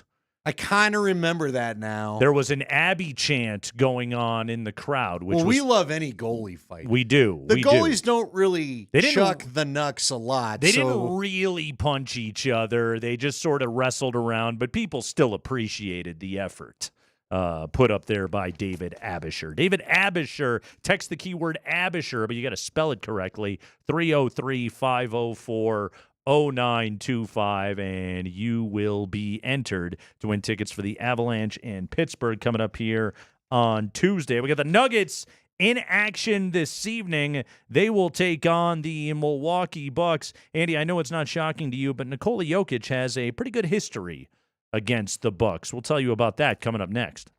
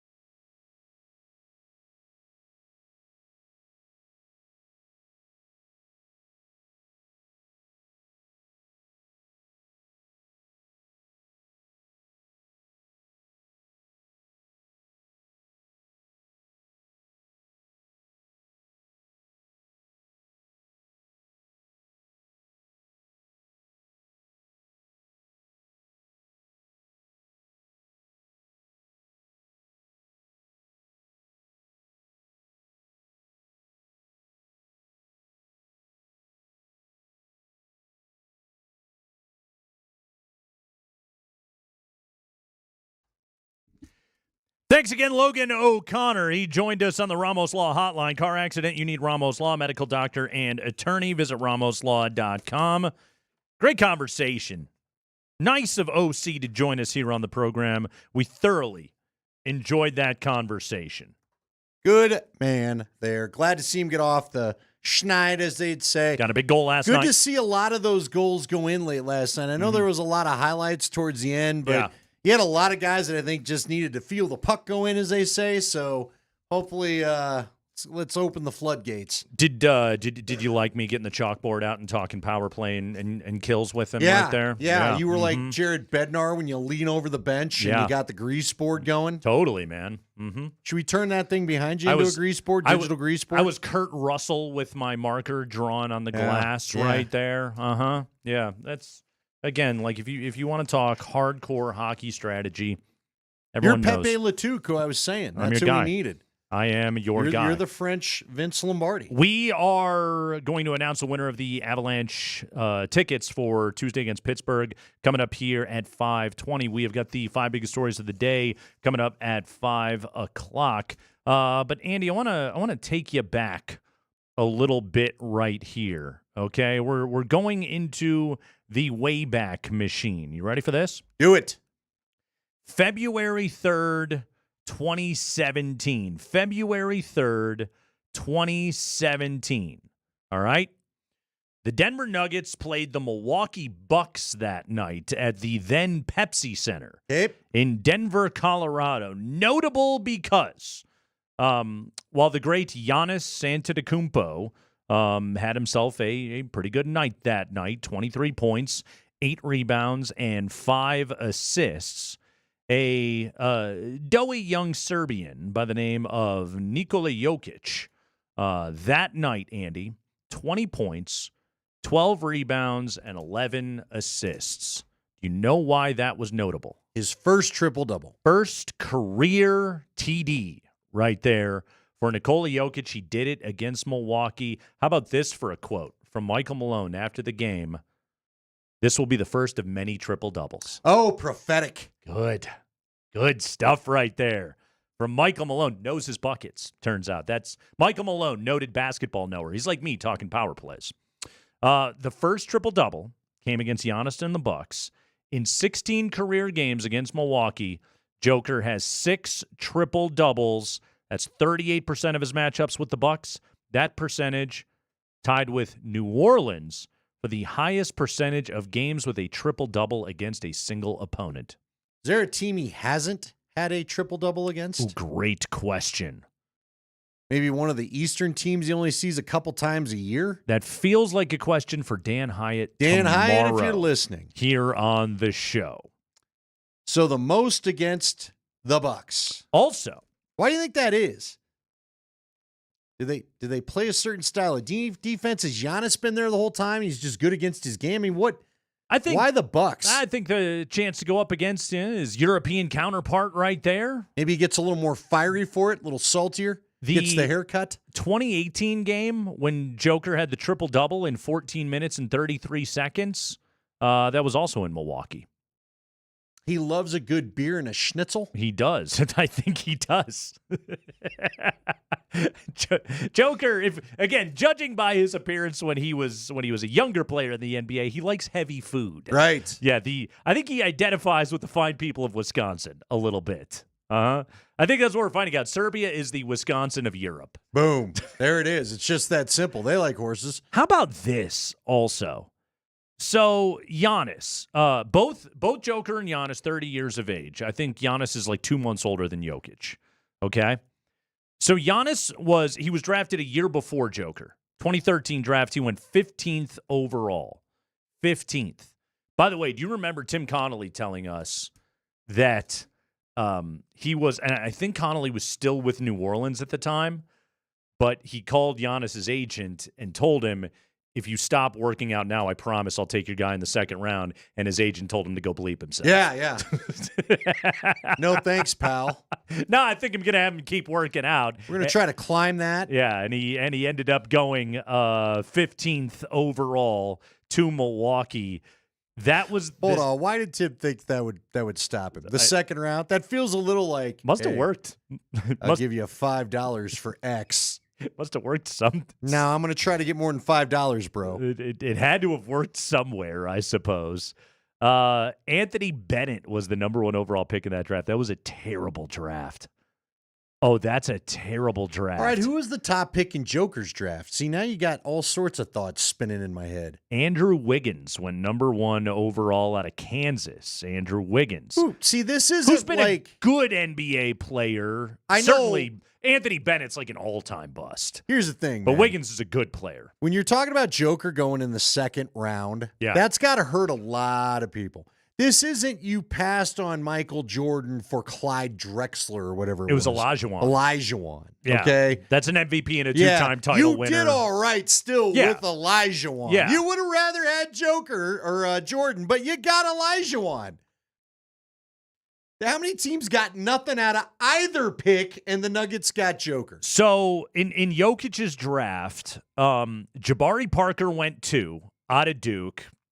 Blah NBA career. Embiid 3rd to Philly. Been all right. He's won an MVP. Yeah, well, and ruined everything else. Aaron Gordon 4th to Orlando out of That's Arizona. worked out well here. I would certainly say so. I mean, the rest of this top 10. Marcus Smart to Boston. Okay, that was a good pick for them.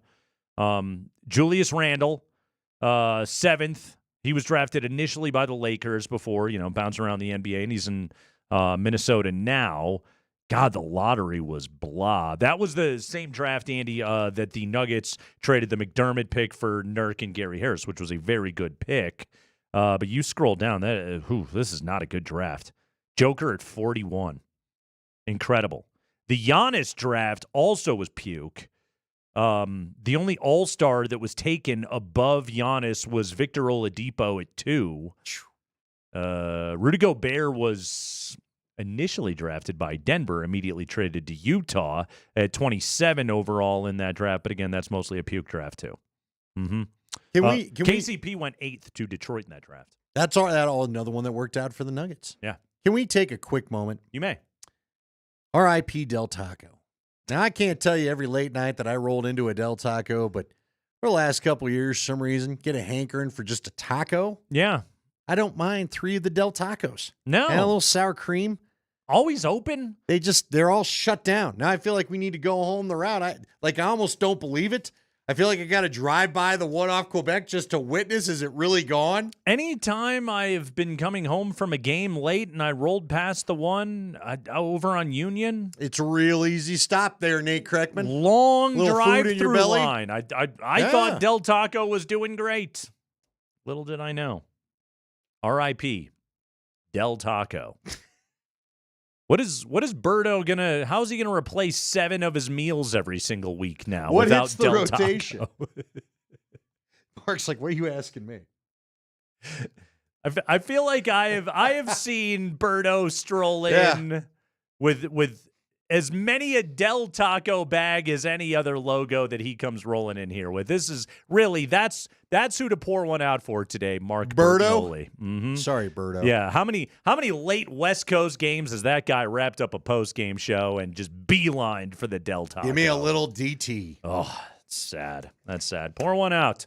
Sarah McLachlan treatment for Del Taco Spring. We got the 5 biggest stories of the day from around the NFL. Pre-game coverage with Birdo. Nuggets in Milwaukee coming up at 5:30. Kreckman and Lindahl.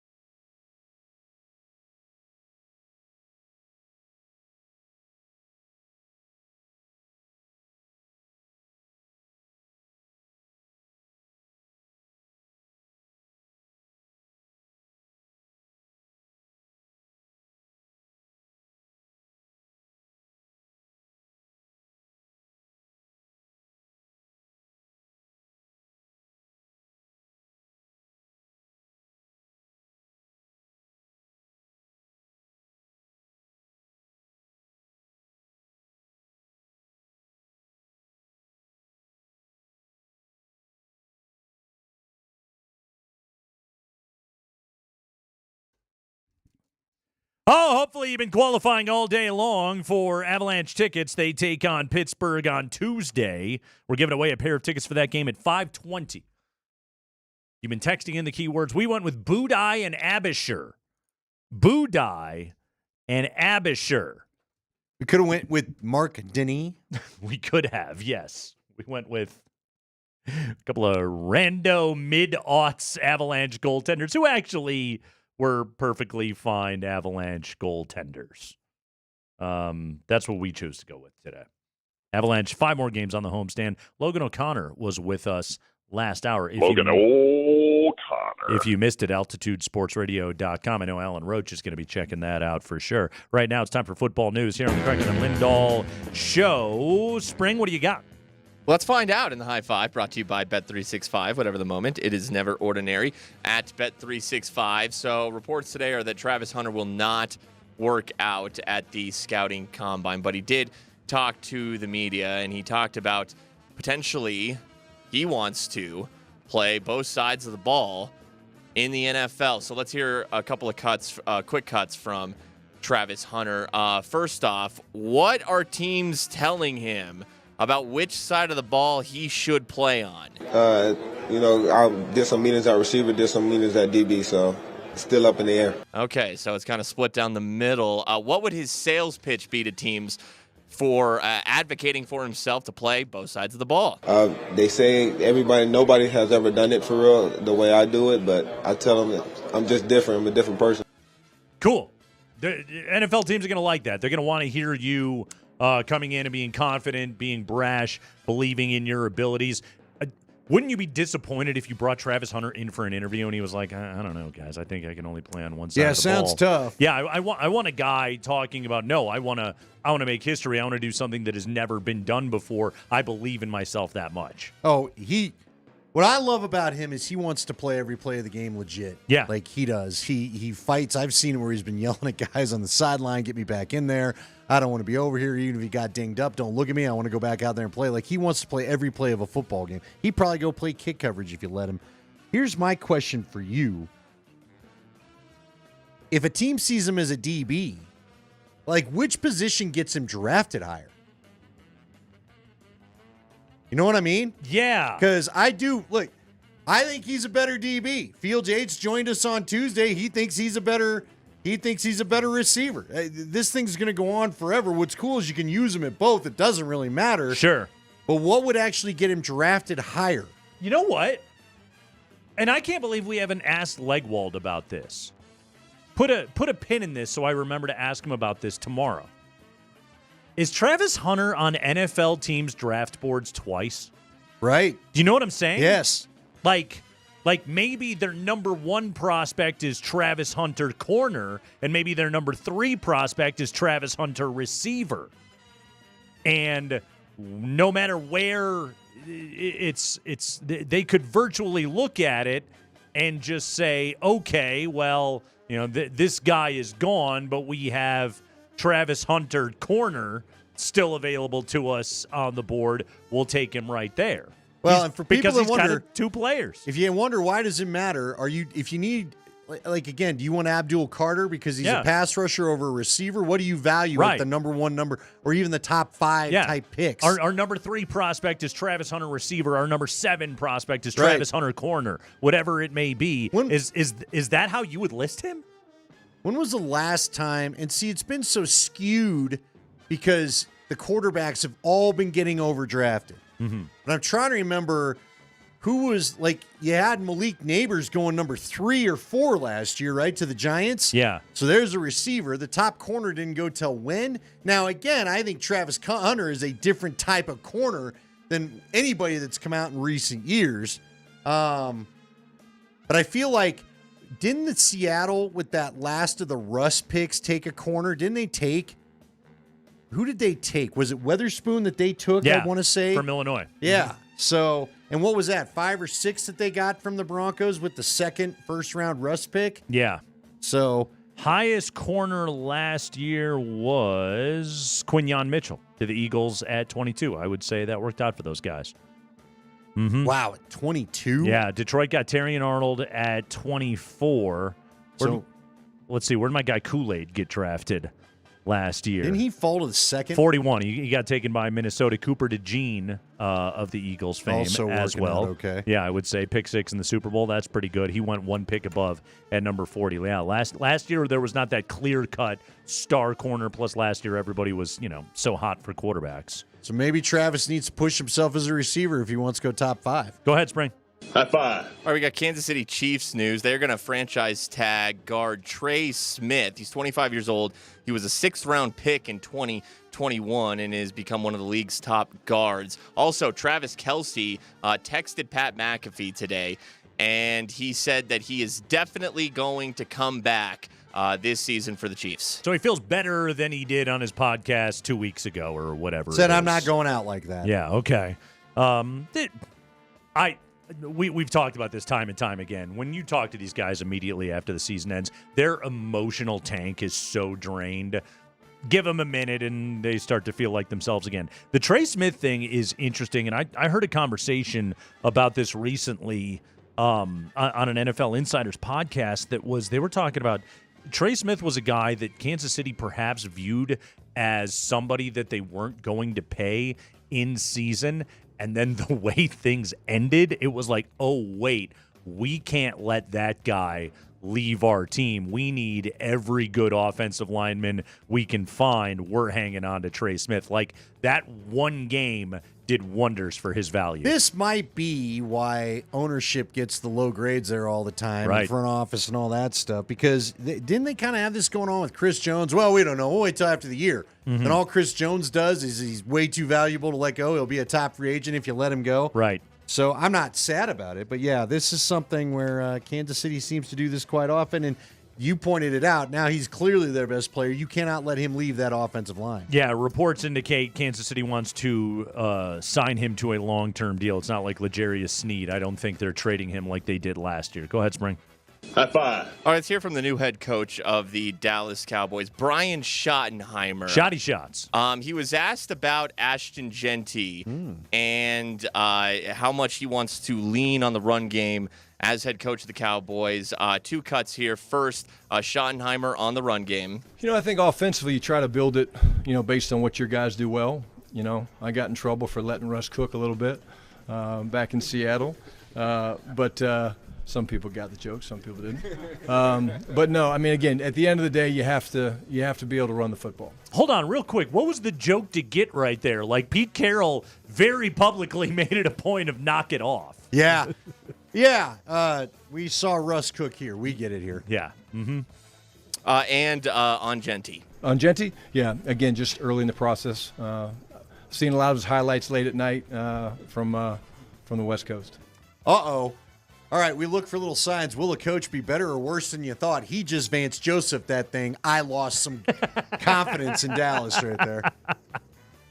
Of all of the first-year coaches, shouldn't that guy win the most right away? You would think. He's got the quarterback. He's got the receiver. He knows his personnel. He's been in the building. Exactly. He's got Micah Parsons on the other side of the ball. Like, you should win right away. At least in you that think place. you do. Remember, the Dallas is still considering, do they trade the guy? And the expectation is that he will win right away. Shotty shots, yeah. You think so? I think Jerry is of that belief. Now that's not saying that Jerry's going to fire him, because Jerry will keep everybody forever. No, I don't think Jerry will fire him, but I think this thing, I almost feel like this is the worst thing for Dallas fans. I think these will be famous last words, and now they'll go to the Super Bowl next year. Yeah. But this just allows Jerry to be an even bigger meddler than he was before. At least Mike McCarthy, I think, knew, I don't need you in my business all the time, man. I don't know. I think Schottenheimer's just happy to get a chance at this sucker. I don't think Jerry is going to be a bigger meddler, because I don't think you can be a bigger meddler than Jerry already has been. It goes back to, why did he hire somebody from inside the building? So he can keep doing whatever the hell he wants. Go ahead, Spring. High five. Hey, the UFL is getting set to kick off their second season after the merger with the XFL and USFL. But there's a quarterback training camp for the UFL coming up with all the UFL quarterbacks, and they are not going to attend because they are protesting the negligible pay increase for UFL players from last year's base salary of $55,000. The UFL, if this strike continues, could hire replacement players for this season. Who do you figure's left? Aren't they already? Yeah, I was about to say we're already at the bottom of the pool, aren't we? That's why you combined. And hey, I'm on the player's side on this. Yeah, get as much money as you can, but good on you guys for having a union and everything. But to Andy's point, who's left? Well, not only that, I don't need to watch this football league. I don't watch this football league. I don't know. I wouldn't go testing this too much is all I'm saying. Who's dying for their UFL other than betting people? And I'm not even sure the bettors are real worried about that once baseball gets up and running. XFL Jim, Andy. Well, he'll be fired up. Is he all UFL over Jim, by the way? Have we checked in on him? I believe he's still XFL Jim on Twitter. But you better believe if you're scrolling through a Twitter on a spring Saturday, he's got UFL takes for days.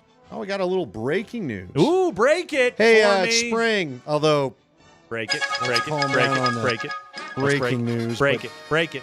According to our guy Mike Kliss. Ooh, what do you got?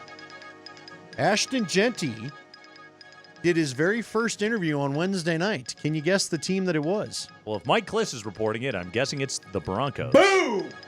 How about that? The Broncos! Wednesday night first interview, it's the Denver Broncos. Ashton Genty. Did he have a lacrosse ball in his backpack? Did.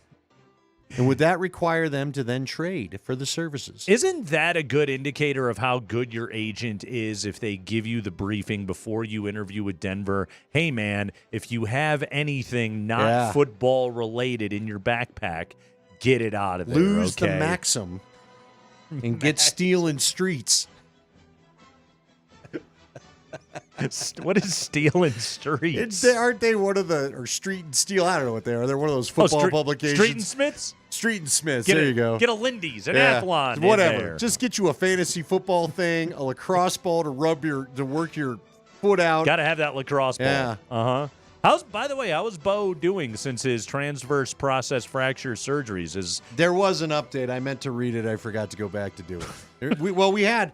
That was the day. That was the day that I think Spring did 12 high fives. Remember that day? Okay, but there was a Bo Nix update we didn't get to. Something about the injury. Yes. Okay. Are you disappointed? I'm thinking if it was any bad news, I would have heard it. I'm admittedly behind on my Bo Nix off-season surgery recovery minutia news. Will fully admit I'm a little more invested. Do you ever hear it went bad? No, it all is great. It's now all great. We find out when he gets hit again if it went well or not. Hey, what's our favorite DMac drop we have here? Oh. That's exactly what Ian Rappaport just tweeted. Do you want to know why? Let's have it. Apparently he's not fighting with Nick Underhill. Because Nick Underhill says, don't get really into reporting in all these meetings, but here's a notable one. The Saints met with Cam Ward, which again led Ian Rappaport to tweet, Oh, there it is. There it is. There it was. Now, and he's got a question mark, so maybe he felt exactly as DMac did. Oh, they met with Cam Ward. What pick does New Orleans have? They're in the top 10. 8? They suck. 9? Somewhere in there? They're bringing Derek Carr back. They might have to because of the money, but yeah, you need. But they've already B. said Carr's probably going to be back in the building. I don't think Spencer Rattler's got everyone hot to trot for the future. Yeah, Kellen Moore got one look at that Spencer Rattler tape and was just like, I'm good. I'm okay. I'm gonna. Hey, one of you's leaving. I'm not, now, one of you's making $50 million. I probably can't afford to cut you, so you're out. But one of you is leaving. Don't need to be trusting my future to that. And finally, Spring. What else do we got? Yeah, and speaking of Ian Rappaport, him and Jordan Schultz of Fox Sports got into a brouhaha, as Mike Florio phrased it, at a Starbucks near the Scouting Combine in Indianapolis over reporting about Matt Stafford visiting with Tom Brady in Montana. A league spokesperson said that security personnel are looking into the verbal altercation between those two reporters. Sub-report, but they're not looking very hard. They looked into it because it occurred in a Starbucks at the hotel everyone's staying at. So they went by there, got a coffee, asked a couple questions. That's the last we'll hear of it. So Jordan Schultz denies to Pro Football Talk that he used any F-bombs in the altercation with Ian Rappaport. Okay. But did he call him Crapaport? Nice. That would have been your play? I hope he did. Would you just been, hey, Crapaport. Rap sheet. From over by the food section? More like crap sheet. Yeah. Hey, pal. Thank you. Did he pal him? Hey, pal. Listen, pal. Look, guy. Look, dude. Bud. You think he hit him with a bud? Listen, Chief. Chief is the best. I don't like you dismissing my reports, okay? Hey, what's your problem? I don't like you. You think? I think you're dangerous. What do you think the texts are like between Matt Stafford and Tom Brady about this whole thing? They're probably having a real chuckle over this. I think they're so deep in the powder up there, they probably don't even realize this is happening. Oh, come on. They got to know. This is too good. This is what it really? You think Tom's retired and can't get off X all of a sudden? I think if there's yes, I do. What are they saying about me?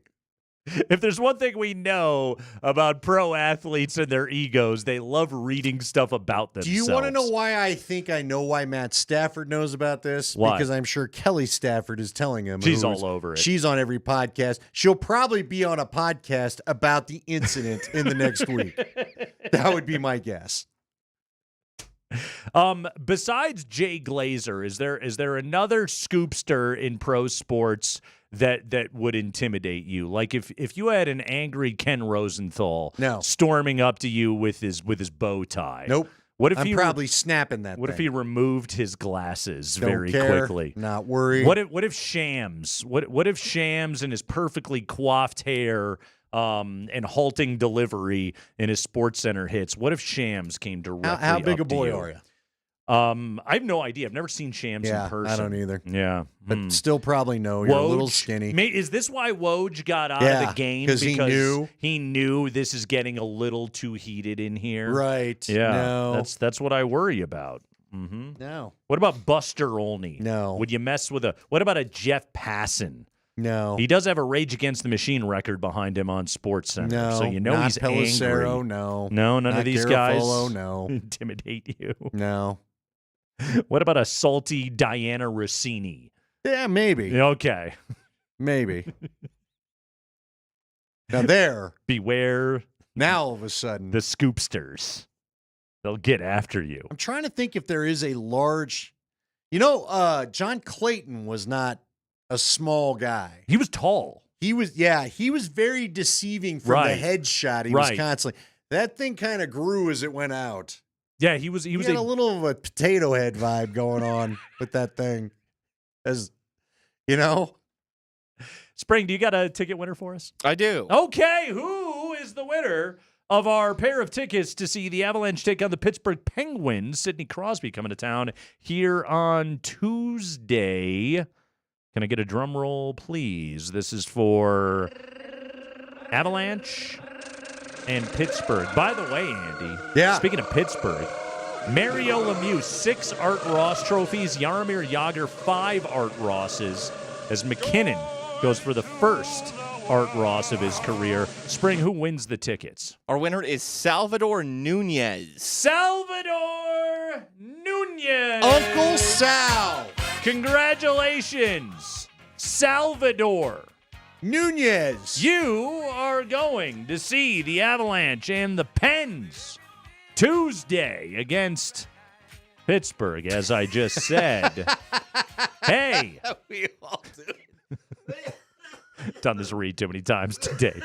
You all right over there, buddy? That was funny.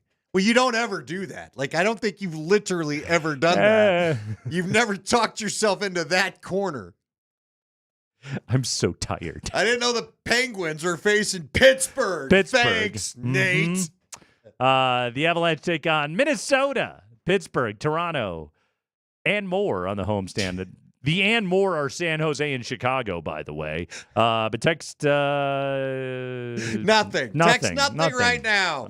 Salvador Nunez has won. Sidney Crosby's going to be in town. Yes. Mark Springer doesn't want to let him leave.